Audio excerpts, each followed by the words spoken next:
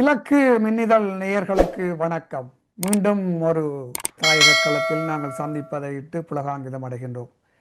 இன்று எங்களுடன் இருவர் இணைந்துள்ளார்கள். வழமை போல் கலாநிதி அருஸ் அவர்களும், அத்துடன் தாயகத்திலிருந்து திருமிகு செல்வின் இரேனியஸ் மரியாம்பிள்ளை அண்ணன் அவர்களும் இணைந்துள்ளார்கள். வணக்கம் இருவர்களுக்கும். வணக்கம். வணக்கம் அருஸ். வணக்கம் நேயர்கள். இன்றைக்கு வணக்கம் ஸ்டீவன், வணக்கம் செல்வின், இலக்கினர்களுக்கு என்பது வணக்கம். வணக்கம் வணக்கம் இருவருக்கும் வணக்கங்களை தெரிவித்துக் கொண்டு நாங்கள் எங்களுக்கு இன்றைய ஒரு மிகவும் ஒரு முக்கியமானதும் பேசப்பட வேண்டிய ஒரு விடயத்தை நாங்கள் இன்றைக்கு பேச எடுத்துள்ளோம். அந்த வகையிலே தான் இன்று தாயகத்தில் நடைபெறுகின்ற விடயங்களையும் எதிர்காலத்தில் ஈழத் தமிழர்களுடைய தடம் எப்படி பாதுகாக்கப்பட வேண்டும் என்பது பற்றி நாங்கள் பேச உள்ளோம். அரசியல் என்றது அரசியல்வாதிகளை பற்றினது மட்டுமல்ல, அது எங்கள் வாழ விரும்பும், நாங்கள் வாழ விரும்பும் எதிர்காலத்தை வடிவமைக்கிறது தான் அரசியலமைப்பு. எங்கள் அரசியலை நாங்கள் பேசவில்லை என்றால் எங்களுக்காக வேறொருவன் வந்து பேசி அதை இல்லாமல் செய்து விடுவான். அரசியல் என்றது வெறும் தேர்தலில் வெற்றி பெறுவது மட்டுமல்ல, உண்மையான பிரச்சனையை தீர்ப்பதற்கு புறையோடி போயுள்ள ஈழத் தமிழர்களுடைய இந்த அரசியல் அபிலாசைகளை நாங்கள் அடைவதற்கு எங்களுக்கு சரியான இளைஞர்களை நாங்கள் அடையாளம் காண வேண்டி இருக்கின்றது. இன்று தாயகத்திலே அப்படியான ஒரு நிலைமை இல்லை. நாங்கள் தேசமாய் எழுவது என்பது கனவுகளுடனும் பெயர் பதாதைகளுடனும் மட்டும் பயணிப்பதாக இருக்கக்கூடாது. தொலைநோக்குடன் தடம் போட்டு தொடர் தலைமுறைகளையும் சுமக்க வைக்க வேணும் என்பதுதான் எங்களுடைய நீண்டகால அரசியலாக அமைய வேண்டும். அந்த வகையிலே இருவரும், அருஸ் மற்றும் செல்வின் அண்ணா, நீங்கள் இருவரும் உங்களுடைய கருத்துக்களை பதிவு செய்யுங்கள். இதில் செல்வின் அண்ணாவுடன் பேசிய பொழுது முக்கியமாக நீங்கள் அந்த சீன பெருஞ்சுவரை எப்படி ஒரு உருவாக்கினார்கள், அது ஒற்றை தலைமுறையினால் உருவாக்கப்பட்டதாக இல்லை என்றது மட்டும் நாங்கள் அதை பற்றி பேசியிருந்தோம். இந்த வகையில் மிக ஆழமான மிக முக்கியமான இந்த விடயத்தை நாங்கள் அடுத்த தலைமுறைக்கும் இப்பொழுது அரசியல்வாதிகளாக இருக்கின்றவர்களுக்கும் புலத்திலே இருக்கின்ற இளையோர்களுக்கும் போய் சேர வேண்டிய வகையிலே சரியான முறையிலே பேசுவோம். செல்வினா வணக்கம், நீங்கள் பேசுங்கள் முதலில். வணக்கம். சாதாரணமாக நாங்கள் இந்த அரசியல் என்ற ஒரு விடயம் ஒரு நாட்டினுடைய அரசை உருவாக்குவது, அந்த அரசை உருவாக்குவதற்காக தேர்தல்களில் போட்டியிடுவது, அதன் மூலம் பாராளுமன்றத்திலும் இனிய மக்கள் கட்டமைப்புகளிலும் தெரிவு செய்யப்பட்டு அதன் மூலம் அரசியல் அதிகாரங்களையும் அபிவிருத்தி திட்டங்களையும் எவ்வாறு கையாளுவது போன்ற விடயங்களுக்குள் தான் இந்த மரபு சார்ந்த அரசியல் என்ற ஒரு விடயம் இருக்கும்.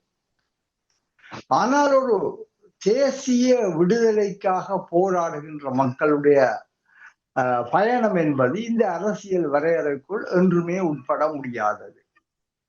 அதுவும் குறிப்பாக எந்த சக்திகள் எந்த காரணிகள் அந்த மக்களை ஒடுக்குகின்றவோ, அந்த ஒடுக்குகின்ற காரணிகளின் ஒரு அங்கமாக இருக்கக்கூடிய அரசினுடைய ஆட்சி பீடத்துக்குள் தாங்களும் ஆட்சி கட்சி கட்டமைப்பாகவோ அல்லது எதிர்கட்டமைப்பாகவோ தெரிவு செய்யப்பட்டு போய் நின்று கொண்டு அந்த ஒடுக்குமுறை ஆட்சியாளர்களின் சட்டத்துக்கும் நிபந்தனைகளுக்கும் வரையறைகளுக்கும் உட்பட்டு தங்கள் அரசியலை செய்வது என்பது ஒரு காலமும் ஒரு ஒடுக்குமுறை தொடர் ஒடுக்குமுறைக்குள் உட்படுகின்ற இனத்துக்கு எந்த விதத்திலும் பொருந்தாது.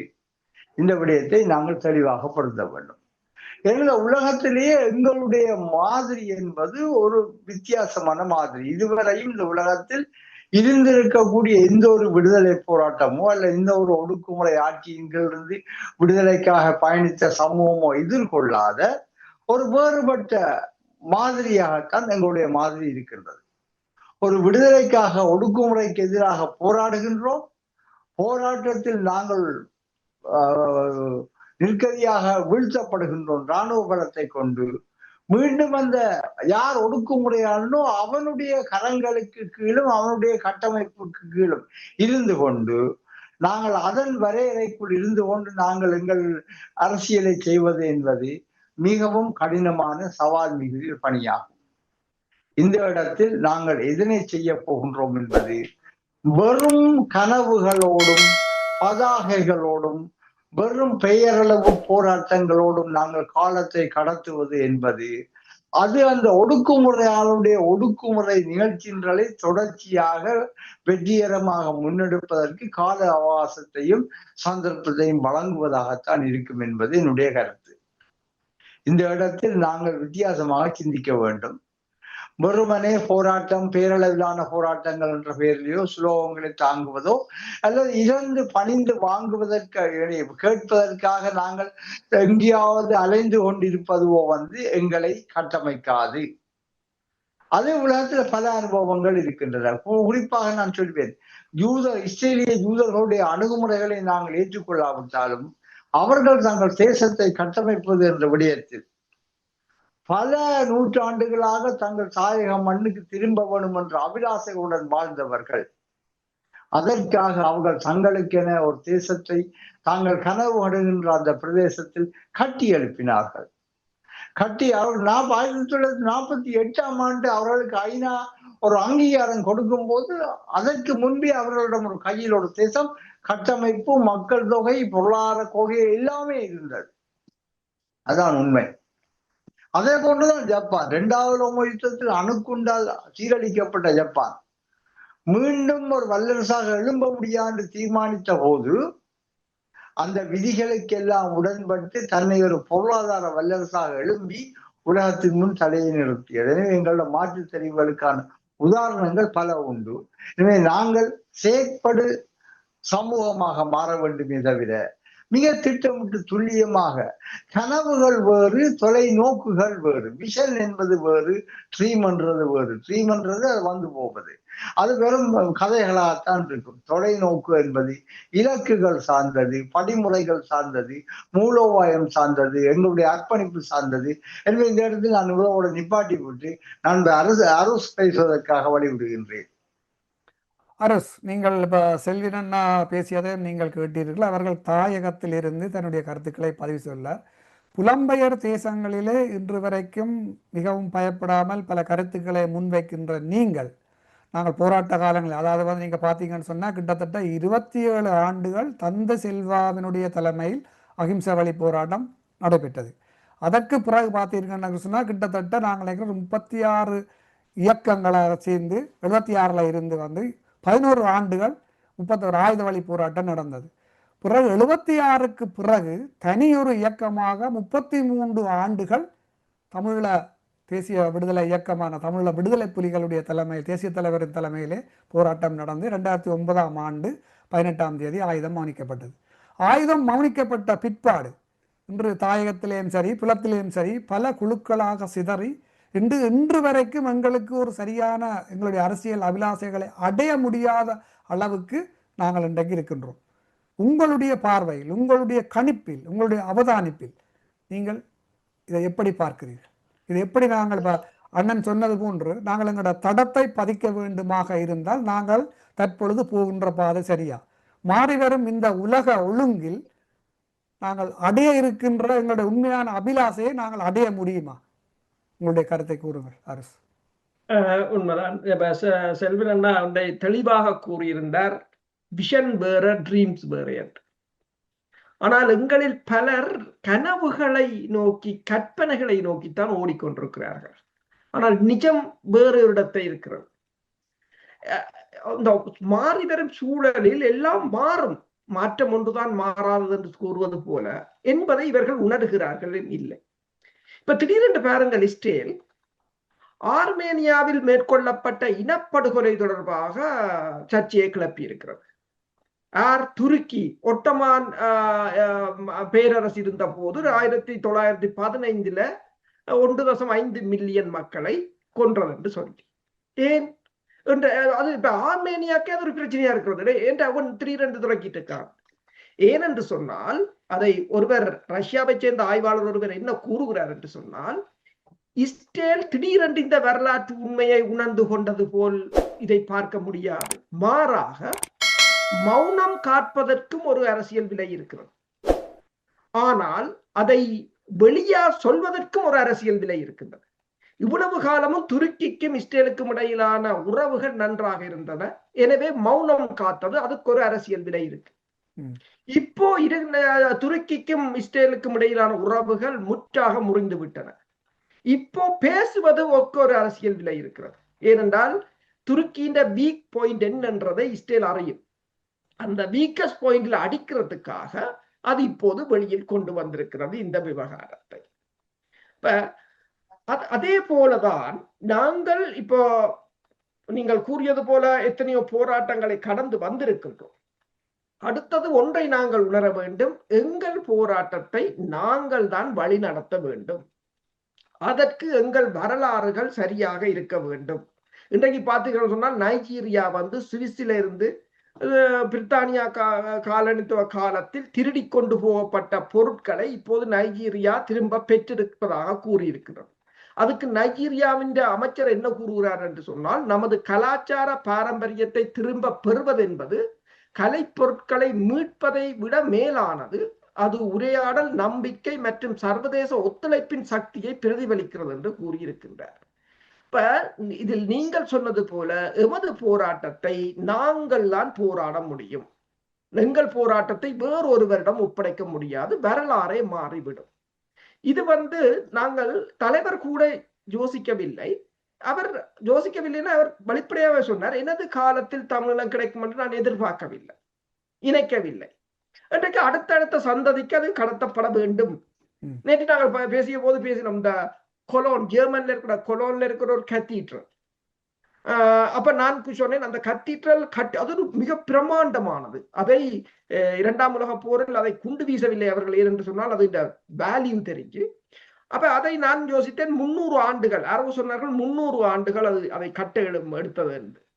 ஆனால் பிறகு அடித்து பார்த்தால் இல்லை, 632 ஆண்டுகளாக அதை கட்டி முடித்திருக்கிறார். அப்ப எத்தனை தலைமுறை அதை கட்டி இருக்கும். அத ஒரு கட்டிடத்தை கட்டவே எத்தனையோ தலைமுறை அதில் பங்கு பற்றி இருக்கின்றது. ஆனால் அடுத்து வார தலைமுறைக்கு அந்த கட்டடத்தை கட்ட வேண்டும் என்ற சிந்தனை விதைக்கப்பட்டிருக்கு. அதுதான் முக்கியம். அல்லது இப்ப அடுத்த வார தலைமுறை ஒரு சுமார் கட்டடம் கிடக்க இடிச்சு கொட்டுவோம் கொட்டையில இல்லை, அவர்களும் அந்த பணியை முன்னெடுத்தார்கள். சரி, இதை இந்த ஆர்கிடெக்சர் சில சமயங்களில் இப்ப அதை எப்ப ஆரம்பித்தார்கள் என்று சொன்னால் 1248ஆம் ஆண்டு ஆரம்பித்தார்கள். ஆனால் முடித்தது 1880. அப்ப அதற்குள்ள எவ்வளவோ மாறி இருக்கு. ஆனாலும் அந்த தங்கள நோக்கத்தை, என்னத்து நோக்கத்துக்காக ஆரம்பித்தார்களோ தங்கள மூதாதையர்கள், அதை சந்ததி வழியாக கடத்தினார்கள், அதை கட்டி முடித்தார்கள். இது ஒரு சும்மாறு கட்டிடம். இப்படித்தான் இந்த விடுதலை போரை பொறுத்தவரை. இப்ப பலஸ்தீன போரை பாருங்கள், எத்தனை ஆண்டு காலமாக நடைபெறுகிறது. முந்தி இருந்தவர்களில் ஒரு ஜாசீரரை பார்த்தோ எத்தனையோ தலைவர்கள் இறந்து விட்டார்கள், இல்லை ஒருவர். ஆனாலும் அந்த அடுத்த சந்ததி அதை சரியாகத்தான் கடத்தும். இன்னொரு நாட்டிட்ட போய் நான் அவர் போராடுவார், அந்த கட்சியில் இருக்கிற போராடுவார், இவர் என்று கற்பனையிலும் கனவிலும் அவங்கள் வாழவில்லை. ரத்தத்தை சிந்தினாலும் வியர்வையை சிந்தினாலும் தாங்கள் போராட்டத்தை தாங்கள் மேற்கொள்ள வேண்டும் என்ற ஒரு உத்வேகத்துடன் தான் அவர்கள் நிற்கிறார்கள். அதுதான் இன்றைக்கு இஸ்ரேலை பொறுத்தவரையில் நீங்கள் பாருங்கள், அடிக்கடி இப்ப அமெரிக்காவோ ஈரானோ அது அந்த இஸ்ரேல் உருவாகின நாளில இருந்து இன்று வரையும் போராட்டம் தான். ஏனென்று சொன்னால் தப்பி பிழைப்பதற்கு அவர்கள் இன்று வரையும் போராடி கொண்டுதான் இருக்கிறார்கள். அதே போல அவர்கள் ஒவ்வொரு தடவையும் தங்கள் கொள்கைகளை மாற்றுகிறார்கள். அந்த அந்த தற்போதைய நிலைக்கேற்ற மாதிரி தாங்கள் எவ்வாறு நகர வேண்டும். இப்ப தமிழீழத்தை பொறுத்தவரையில் பல விடயங்கள் இருக்கின்றன. ஒன்று, நீங்கள் பொருளாதாரத்தால் முன்னுக்கு வர வேண்டும். இரண்டாவது, உங்களுக்கான அதிகாரத்தை படிப்படியாக அது பெற வேண்டும். தமிழீழம் வரும். தமிழீழம் நீங்கள் ஒரு கொள்கை, நீங்கள் ஒரு அதிகாரத்தை பெறுவது ஒருபோதும் தீர்வென்று யாரும் இங்க சொல்ல வருவதில்லை. நீங்கள் எல்லாவற்றையும் ஒரு சரியாக புரிந்து கொண்டால் அடுத்த சந்ததியும் அதை விளங்கிக் கொள்ளும்.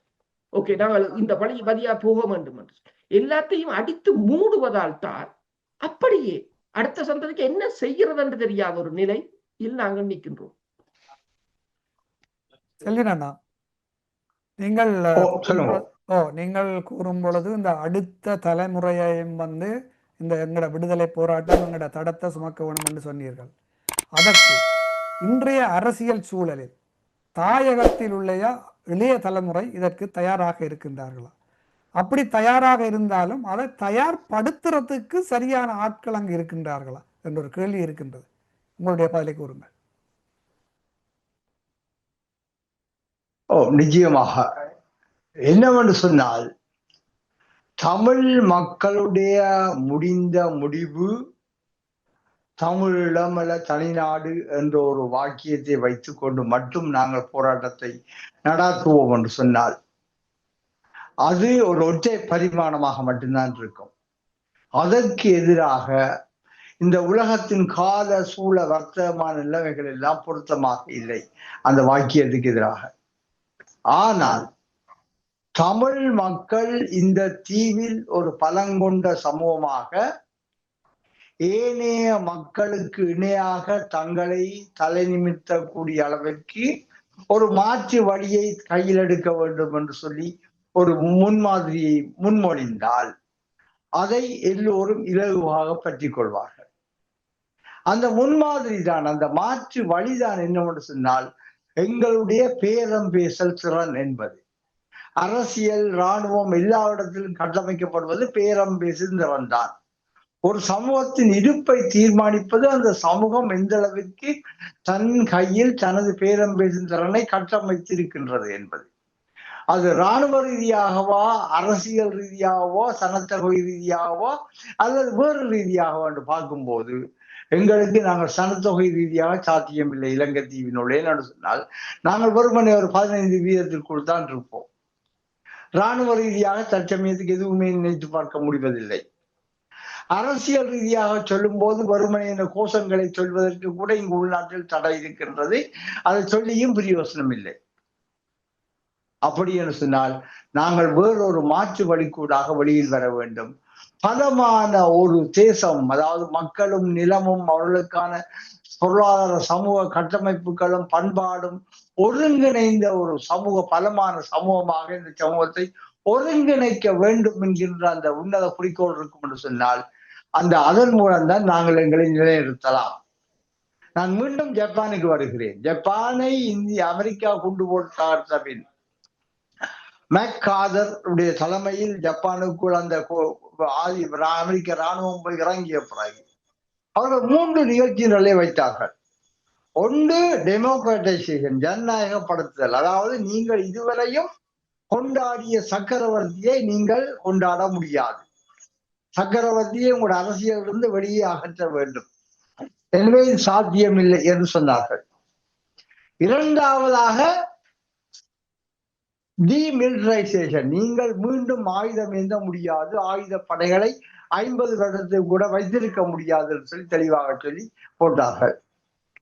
மூன்றாவதாக சொன்னாங்க அமெரிக்கனைசேஷன், நீங்கள் அமெரிக்காவுடைய அரசியல் விழுமியங்களையும் கொள்கைகளையும் பின்பற்றக்கூடிய அமெரிக்காவின் நட்பு நாடாக மாற வேண்டும் என்று.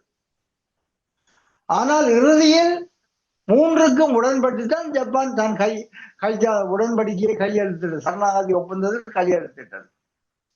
5 வருடங்கள் மெக்காதரின் ஆணையின் கீழ் தான் இருந்தார்கள். ஆனால் அவர்கள் தங்களுக்குள் ஜப்பானியர்களாக இருந்தார்கள். தங்களுக்குள் ஜப்பானிய விழுமியங்களை கட்டமைத்தார்கள். தங்களை எப்படி மீண்டும் ஒரு இராணுவ வல்லரசு அல்லாத, சக்கரவர்த்தி தலைமையிலான வல்லரசு அல்லாத இன்னும் ஒரு வல்லரசாக கொண்டு வரலாம் என்பதற்காக தங்களுடைய பொருளாதார பாதையை தேர்ந்தெடுத்தார்கள். அது ஒரு மிகப்பெரிய பாதையாக அமைந்தது. அதான் நடந்த உண்மை. என்னன்னு சொன்ன, அதன் மூலம் ஒரு கட்டத்தில் அமெரிக்க ஜனாதிபதி போய் ஜப்பானுக்கு போய் சொல்லுகின்றார், நீங்கள் ஜப்பானியர்களாக இருங்கள், ஆனால் நீங்கள் அமெரிக்க பொருட்களை வாங்கி எங்கட பொருளாதாரத்துக்கு உதவுங்கள் என்று சொல்லிட்டு. இதான் நிலைமை. இந்த அளவுக்கு நிலைமை மாறுவதற்கு நாங்கள் மாற்று வழியில் இது பலமானது. அதை இயன்ற வேண்டும். அதாவது நாங்கள் உடனடியாக மாற்று வழியை கண்டுபிடிக்க வேண்டும். நாங்கள் பலம் வாய்ந்த சமூகமாக எழும்பும் போது நாங்கள் 12-15% தான். இலங்கையின் சனத்தொகை எண்ணிக்கையோடு என்றுமே ஜனநாயக ரீதியாக நாங்கள் சமப்பட முடியாது. ஆனாலும் என்ன நடக்கும் என்று சொன்னால், அடிப்படையில நாங்கள் ஒரு 12% மாணவர்கள் அதிமானுடர்களாக மாறுவோமாக இருந்தால் ஒரு பலமான சமூகமாக மாறும். செல்வன் கூறியது போல இந்த தற்போதைய நிலையில் அவர் கூறியது சரி, நாங்கள் ஒரு 12-15 விகிதத்துக்குள் தான் நாங்கள் இருக்கின்றோம். அதாவது இந்த மக்கள் தொகை ரீதியாக நாங்கள் சமப்படுத்த முடியாது. ஆனால் பொருளாதார ரீதியாக இப்ப நீங்க பார்த்தீர்கள் என்று சொன்னால் கிட்டத்தட்ட 9 மில்லியன் மக்கள் தான் இஸ்ரேலில் இருக்கிறார்கள். சுத்தவர இருக்கின்ற அரபு தேசம் 400 மில்லியனுக்கு இருக்கு. எத்தனை மடங்கு இருந்தாலும் அவர்கள் படைத்துறை, பொருளாதாரம், அறிவியல் துறையில் சிறந்து விளங்குவதால் உலகத்துக்கு அவர்கள் ஒரு முக்கியமான புள்ளிகளாக இருக்கிறார்கள். அதே போல நாங்கள் அவ்வாறு எங்கள் அடுத்த சந்ததிகளை கட்டமைக்க வேண்டும். தேசியம் சார்ந்துதான் இருக்க வேண்டும். தேசியம் என்று சொன்னால் டிக்டாக்ல, பேஸ்புக்ல உரத்த குரலில கத்தி குளறி அது தேசியம் இல்லை. அடுத்த நாட்டுல கொண்டு போய் எங்கிட அரசியலை அடகு வச்சு அவர் வந்து வருவர், அது தேசியம் இல்லை. உங்களை நீங்கள் நம்ப வேண்டும். உங்கள் பிள்ளைகளை நீங்கள் நம்ப வேண்டும். முதலாவதாக புலம்பெயர் தேசத்தை நீங்கள் கேட்டீர்கள். இங்கு அப்படியான ஒரு கட்டமைப்பும் இல்லை, ஒன்றும் இல்லை. கற்பனையில் வாழ்பவர்களும் பேஸ்புக்கில் சமூக வலைத்தளத்தில் விடுதலையை வென்றெடுக்கலாம் என்பவர்களும் உணர்ச்சி அரசியல் செய்பவர்களும் அடுத்தவர் மீது சேர் அடிப்பவர்களும் தான் இருக்கிறார்கள். ஒரு ஈழத்தமிழ் இப்ப இஸ்ரேலில் ஒரு பழமொழி இருக்கின்றது. பழமொழி என்ன ஒரு கருத்து இருக்கின்றது. மொசாட் எல்லா இடமும் ஊடுருவி அவர்கள் பணியாற்றுவார்கள். அப்ப மொசாட்டுக்கு கூறுவது ஒன்றுதான், நீ எந்த நாட்டில நீ பணியாற்றினாலும் நீ ஒரு யூதனை கண்டால் நீ யார் என்று சொல்லிவிடு, அவன் ஒருத்தருக்கும் சொல்ல மாட்டான். அதான் அவங்களோட தாரக மந்திரம். நீ நீ உளவாளி என்று சொன்னா கூட அவன் சொல்லவே மாட்டான். அது அந்த தேச பற்று. ஆனால் இங்கு என்ன நடக்கிறது? யாரோ ஒரு தமிழகத்துக்கு இருக்கிறவனுக்காண்டி ஈழத்தமிழரை இழுத்து விடுத்துறது, துப்புறது, வசப்பாடுறது, இதுதான் நடந்து கொண்டிருக்கு. இது ஒரு புறம். அடுத்ததாக கற்பனையில் வாழ்வது ஒரு புறம். சரி, பொருளாதார ரீதியாக இப்போது அவர் ஜப்பான் தொடர்பாக கூறினார். ஜப்பான் தொடர்பாக கூறிய ஜப்பானை போல நாங்களும் எங்கள் பொருளாதாரத்தை மீட்டெடுக்கலாம். ஆனால் அதற்கான அதிகாரத்தை பெறுவது, அனைத்துலக சமூகங்களுடனான உறவுகளை பேணுவது என்பது முக்கியமானது. இப்ப நாங்கள் முதல் 2 வீடியோக்கு முதல் ஒன்று கதைச்சிருந்தோம், வடக்கின்ற பொருளாதாரம் ஜிடிபியில உழவு நிற்கன்னு சொல்லி. அதாவது தெற்குக்கும் வடக்குக்கும் உள்ள விகிதம் என்று சொன்னால், அதாவது மேற்கு மாகாணத்துக்கு எங்களுக்கும் உள்ள விகிதம் 10%. மேற்கு மாகாணத்திலே 10% தான் நாங்கள் கொடுக்கிறோம். இலங்கையிலே 4%. கடைசி மாகாணமாக நாங்கள் நிற்கிறோம். இதுல என்னென்று நாங்கள் சொல்லிடலாம், நாங்கள் தமிழர்கள் செல்வ செழிப்பு மிக்கவர்கள் என்னென்று கூற முடியாது.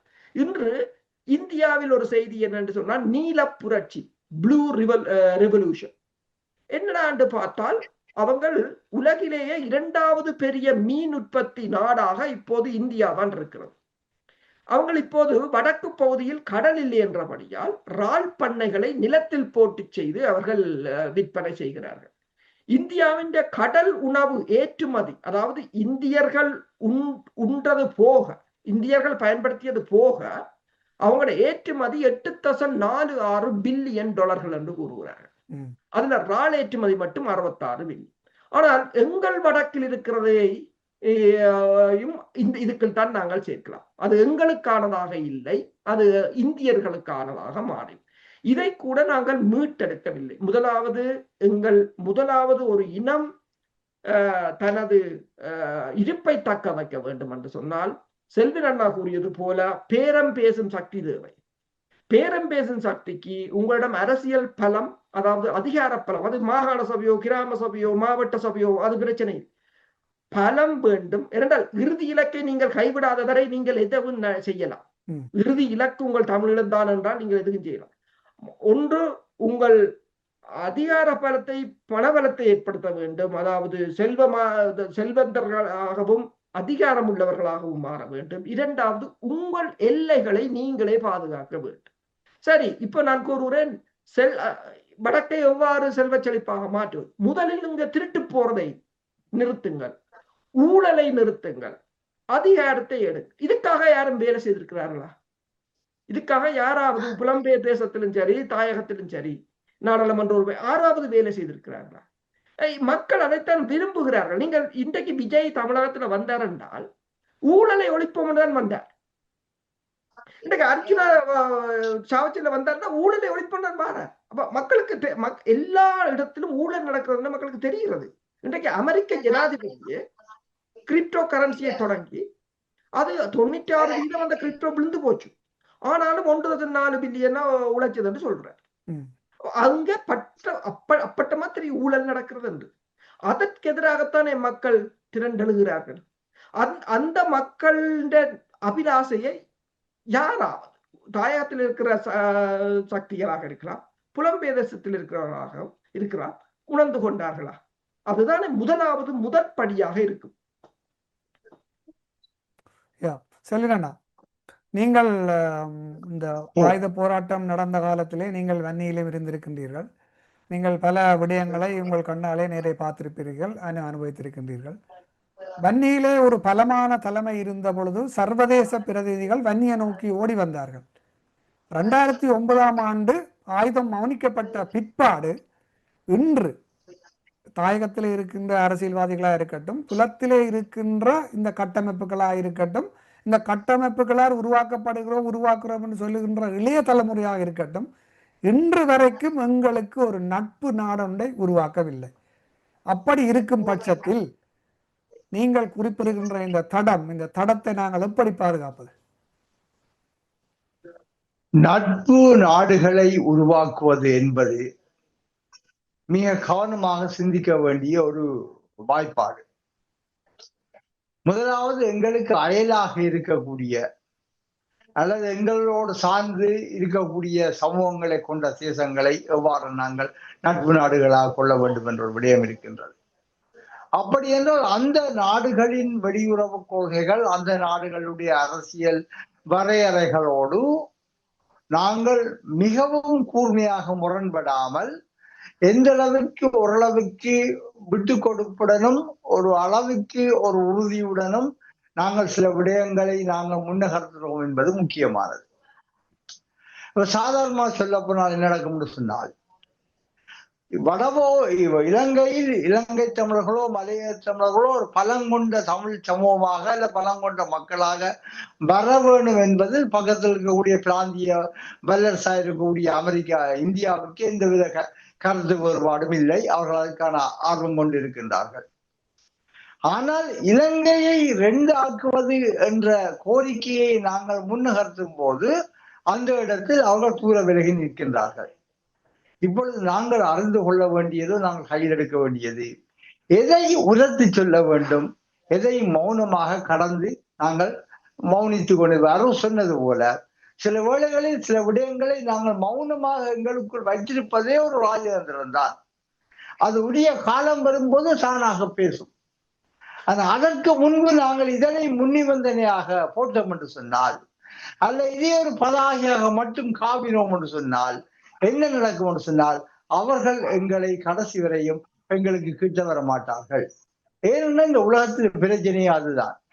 நாங்கள் நினைக்கிறோம் சீனாவுக்கும் இந்தியாவுக்கும் இடையில் மிகப்பெரிய முரண்பாடு இருக்கிறது. எனவே நாங்கள் இந்தியாவோட அனுசரணையானது நாங்கள் இந்தியாவுக்கு பாதுகாப்பாக இருந்தால் இந்தியா எங்களை இலங்கை தீவை உடைத்து தரும் என்று நாங்கள் நினைக்கின்றோம். அல்லது நாங்கள் சீனா பக்கம் போகாமல் இருப்பது இந்தியாவுக்கு பிரியமானது என்று நாங்கள் நினைக்கின்றோம். ஆனால் சீனா என்ன சொல்லுகின்றது, நீங்கள் நினைப்பது போல் இந்தியாவுக்கும் எங்களுக்கும் இடையில் எந்தவித பாரிய முரண்பாடுகளும் இல்லை. அது நாங்கள் பகிர்ந்து கொள்கின்ற பல ஆயிரக்கணக்கான கிலோமீட்டர் நீளமான எல்லைகளில் ஏற்படக்கூடிய சின்னஞ்சிறிய சச்சரவுகளை தவிர வேறு எதுவுமே இல்லை. எங்களுடைய மூலதனம், தொழில்நுட்பம், நிறுவனங்கள் எல்லாமே இந்தியாவில் இறங்கி இருக்கின்றன, அங்கு பங்காற்றுகின்றன, பங்களிப்பு செய்கின்றன. நாங்கள் இந்தியாவில் பல விடயங்களில் நாங்கள் ஒன்றுபட்டு நிற்கின்றோம். எனவே இந்தியா எங்களுடைய நேபர். உங்களுக்காவது கடல் இருக்கு இடையில, இந்தியாவுக்கும் உங்களுக்கும் இடையில. எங்களுக்கு அப்படியும் இல்லை, நிலம் நாங்கள் தொடர்பு நாங்கள் கடந்து கொண்டிருக்கின்றோம். எனவே நீங்கள் எங்களை இந்தியாவையும் எங்களையும் வேறுபட்டு பார்க்காதீர்கள் என்றால் முதலாவது சொல்கின்றார். 2வது சொல்கின்றார், இந்தியா எப்படி சொல்லுகின்றது, இலங்கையை துண்டுபட வைப்பதன் மூலம் இலங்கையின் மறுபகுதியை தனக்கு எதிரான ஒரு அணிக்கு சேரவிடக்கூடாது என்பதற்காக இது இலங்கையை ஒட்டுமொத்தமாக ஒரு நாடாகத்தான் இந்தியா சொல்லுகின்றது. சீனாவும் சொல்லுகின்றது தான் இலங்கை என்பது ஒரு நாடு என்ற கோட்பாட்டின் கீழ் தான் செயற்படுகின்றேன் என்று சொல்லுகின்றது. எனவே இரண்டு எதிராளிகள் என்று யோசித்துக் கொண்டாலும் கூட இந்த ரெண்டு எதிராளிகளும் ஒரு விஷயத்தில் உடன்பட்டிருக்கிறார்கள், இலங்கை ஒரு நாடுதான் தங்களுடைய. அப்ப இந்த விடயங்களை நாங்கள் புரியும் போது எதை உரத்து சொல்ல வேண்டும், எதை நாங்கள் மௌனித்து வைத்துக் கொண்டு ஏனைய விடயங்களை முன்னிறுத்த வேண்டும் என்பதில் எங்களுக்கு ஒரு தெளிவான பார்வை இருக்க வேண்டும். இது ஐரோப்பிய நாடுகளுக்கும் கூட பொருந்தும்.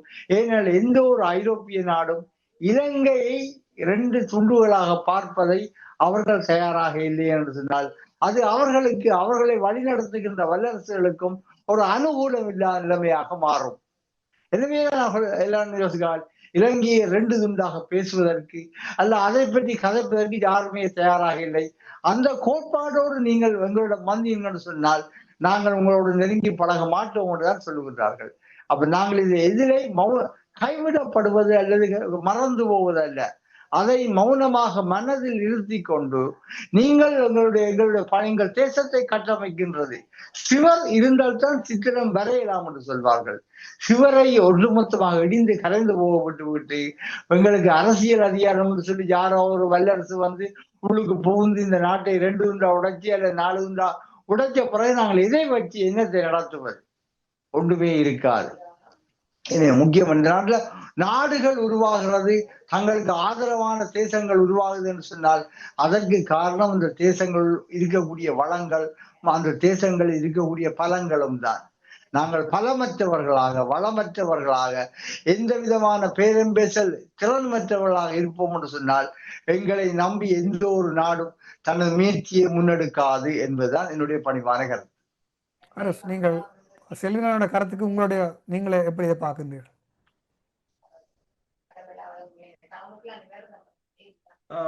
உண்மைதான், அவர் கூறியது போலதான். என்னென்று சொன்னால் எங்கள் தேசம் தொடர்பான, அதாவது தமிழீழத்தான் எமது இறுதி இலக்கு என்பது அது எங்களிடம், அதில் நாங்கள் அந்த கொள்கையில் விட்டு கொடுப்பில்லாமல் இருக்கலாம். ஆனால் அதற்குள் இடையில் வருவது அனைத்தையும் ஏற்றுக்கொண்டுதான் பயணிக்க வேண்டும். குறுக்கிறதுக்கு மன்னிக்கணும் அரசு. தாயகத்திலே ஒரு சில தடைகள், அங்குள்ள மக்களுக்கு பேச்சுரிமைகள் எல்லாம் தடுக்கப்பட்டிருக்கின்றது. புலத்திலே எங்களுக்கு ஆழமான இறுக்கமான அரசியல் கருத்துக்களை சொல்லக்கூடிய அந்த ஜனநாயக பண்பு இங்கே உள்ளது. அது ஏன் எங்களால் இறுக்கமான அரசியலை சொல்லி ஏன் அதை செய்ய முடியவில்லை என்று நீங்க பார்க்கின்றீர்கள்? அது ஒரு என்னென்று சொன்னால், எதிரி எப்பவும் பலமானவன். இன்றைக்கு போர் நிறைவடைந்த பிற்பாடும் இவ்வளவும் தொகையை பாதுகாப்புக்கு ஒதுக்குகிறது இலங்கை என்று சொன்னால் அதில் 2 விடயங்கள் தான். ஒன்று, பாதுகாப்புக்குள் கொண்டு செல்லப்படும் நிதி தொடர்பாக ஆடிட்டிங் செய்ய தேவையில்லை, வெளியில் காட்ட தேவையில்லை, அரசியல் விவகாரங்களுக்கு அதை தடுக்கலாம். 2வது, வெளிநாடுகளில் இருக்கின்றவர்களை இந்த புலனாய்வுத்துறைக்கு அவ்வளவு நிதியும் போகின்றது. அப்ப அவர்கள் 1000 டிக்டாக்குகளை, 1000 யூடியூப்புகளை, 1000 இதுகளை உருவாக்க முடியும் அவர்களால். அப்படியான அடுத்தது அவர்களுக்கு உதவியாக யார் இருக்கிறது என்று பார்த்தால் மிகப்பெரிய நாடுகள், அமெரிக்காவின் புலனாய்வுத்துறையோ, இந்தியாவின் புலனாய்வுத்துறையோ, ஏன் பிரித்தானியாவின் புலனாய்வுத்துறையோ எல்லோரும் தான் வேலை செய்கிறார்கள். இதை மீறித்தான் நாங்கள் செய்ய வேண்டும். அதுக்கு துணிச்சல் வேண்டும். முதலாவது அடிப்படை அறிவு வேண்டும். இங்க பாருங்க, இப்ப விடுதலை புலிகளோட பாட்டுகளை கூட வாணிஜியராம் பாடின பாட்டு இருக்கிறது, சுசீலா பாடின பாட்டுகள் இருக்கிறது, சொர்ணலதா பாடின பாட்டுகள் இருக்கிறது. அது விடுதலை புலிகளுக்கான பாட்டு. ஆனால் இங்கு நான் அன்றைக்கு போன ஒரு நிகழ்ச்சி, இசை நிகழ்ச்சியில விடுதலை பாடு என்று ஒரு பாட போறார் என்று பார்த்தால் விடைகொடு எங்கள் நானே என்றால் கன்னத்தில் முத்தமிட்டால் சினிமா பாட்டைத்தான் விடுதலை பாட்டு என்று இணைக்கிற கூட்டமாக மாறி இருக்கும். உங்களுக்கு ஒரு தேசம் இருந்தது, உங்களுக்கு ஒரு கலை இருந்தது, உங்களுக்கு ஒரு பண்பாடு, கலை பண்பாடு என்று இருந்தது, உங்களுக்கு பாட்டு இயற்றப்பட்டது. பாட்டு இயற்றதுக்கு முதல் 80களுக்கு முதல் தான் இந்த சினிமா பாட்டுகள்ல 1-2 அவர்கள் பயன்படுத்தினார்கள். அதுக்கப்புறம் அதை முற்று. ஆனால் இன்று பாட்டு அது ஒரு கலை. அப்ப அவன் ஒரு தடையை போட்டால் நீங்கள் 9ஆக பெருக்கி எல்லாவற்றையும் அப்படியே மூடி, அதை எதிர்க்கிற சக்தி இல்லை, எதிர்ப்பு சக்தி இல்லை. அந்த எதிர்ப்பு சக்தியை இழந்து போய் நிற்கிறார்கள். எதிர்ப்பு சக்தியை இழக்கிற எந்த ஒரு இனமும் போராட்டத்தில் வெல்லாது.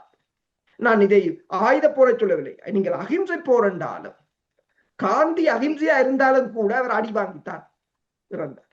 திலீபன் அண்ணா அகிம்சையாக இருந்தாலும் அவர் வேதனையால் தான் இறந்தார், பசி வேதனையால். அப்ப எந்த போராட்டமும் இலகுவானது அல்ல. இவர்கள் என்ன யோசிக்கிறார்கள் என்று சொன்னால், போராட்டம் என்று சொன்னால் சேட்டு கசங்காமல், சட்டை கசங்காமல், அப்படி ஒருத்தருக்கு மனம் நோகாமல் போராடி விடலாம். நீங்கள் பேச வேண்டும், அவங்களை எதிர்த்து கதைக்க வேண்டும். அது அவங்களுக்கு புரியும் பிறகு, அதுக்கு பிறகு. மற்றது உங்களோட என்ன பேரம் பேசும் சக்தி எங்களிடம் இருக்கின்றதை நீங்கள் முதல் அறிந்து கொள்ள வேண்டும். அதற்கேற்ற மாதிரி உங்களை தயார்படுத்த வேண்டும். அதை வைத்துக்கொண்டு அவனிடம் நீங்கள் பாகையும் பண்ண, அவன் இழுப்புக்கெல்லாம் போய் அவன் ஒன்றை சொன்னா நீங்கள் 9 செய்கிற அளவுக்கு வேண்டாம். அவன் ஒன்றை சொன்னா நீங்கள் அந்த ஒன்றையும் மாற்றி அவனை உங்களுக்காக வேலை செய்ய வைக்கிறதுதான் அந்த சாணக்கியம் என்றது. அது இந்த புலம்பெயர் தேசத்துல இருக்காண்டால் இல்லை, பூஜ்ஜியம் இருக்காண்டால் அது துப்புரவாக இல்லை. இதை மாற்றினால்தான் இந்த நிலைமை தாயகத்துல நீங்கள் அது இலங்கை அரசு, நீங்கள் கூறியது போல இலங்கை அரசின் அடக்குமுறை இருக்கின்றது, இலங்கை அரசின் பயங்கரவாத தடுப்பு சட்டம் எல்லாம் இருக்கின்றது. ஆனால் அதை விட மோசமாகத்தான் இங்க இருக்கிறார்கள். நீங்கள் தாயகத்தை இங்க இருக்கிறவர்களை நீங்கள் பாருங்கள், அதை விட மோசமாகத்தான் இங்கே இருக்கிறார்கள். கொடியை கொண்டு போகலாம்ன்றார்கள், கொடியை கொண்டு போகக்கூடாதுன்றார்கள், பாட்டை பாடக்கூடாதுன்றார்கள், அதை சொல்லக்கூடாதுன்றார்கள். அப்படியான ஒரு எதையும் எதிர்த்து போராடுவது இல்லை. எதிர்த்து போராடாத வரையிலும் நாங்கள் எதையும் எட்டிவிட முடியாது. இன்றைக்கு பார்த்தீங்கன்னு சொன்னால், நான் ஒரு உதாரணத்துக்கு சொல்கின்றேன். கிட்டத்தட்ட ஒரு 30 நாடுகளில் விடுதலை புலிகளுக்கான தடை இருக்கின்றது. அந்த 30 நாடுகளை பார்த்தீர்கள்னு சொன்னால், இலங்கை, இந்தியா, மலேசியா ஆசியாவில், மிச்ச 27 நாடும் ஐரோப்பாவில், யூரோப்பியன் யூனியன், அமெரிக்கா உட்பட, கனடா உட்பட ஐரோப்பா வெஸ்டர்ன் நாடுகள் தான். ஒரு குண்டு கூட வெடிக்காத இந்த நாடுகளில் விடுதலை புலிகளின் தடை எதற்காக என்று கூறிக்கொண்டு, செல்வனண்ணா, நீங்கள் எங்களுடன் கலந்து இன்றைய இந்த நிகழ்வு கலந்து கொண்டதற்கு நாங்கள் மிக்க மகிழ்ச்சி அடைகின்றோம். உங்களுக்கு நன்றிகளை கூறிக்கொண்டு, அரசு உங்களுக்கும் நன்றிகளை கூறிக்கொண்டு, பார்க்கின்ற மக்களை உங்களுடைய கருத்துக்களை நீங்கள் தயவு செய்து பதிவு செய்யுங்கள். கருத்துக்கள் நாங்கள் பேசுகின்ற கருத்தை விட உங்களுக்கு வேறு அபிப்பிராயங்கள் கண்டிப்பாக இருக்கலாம். அந்த கருத்துக்களையும் பதிவு செய்தீங்கன்னு சொன்னால் நாங்களும் எங்களால் இயல்பான வரைக்கும் ஆய்வுகள் செய்து அந்த கருத்துக்களை முன்னுக்கு கொண்டு வருவதற்கான முயற்சியை கண்டிப்பாக எடுப்போம் என்று கூறிக்கொண்டு இருவருக்கும் நன்றியை கூறி விடைபெறுகின்றேன். நன்றி, வணக்கம். நன்றி சிவன், நன்றி அரோஸ்.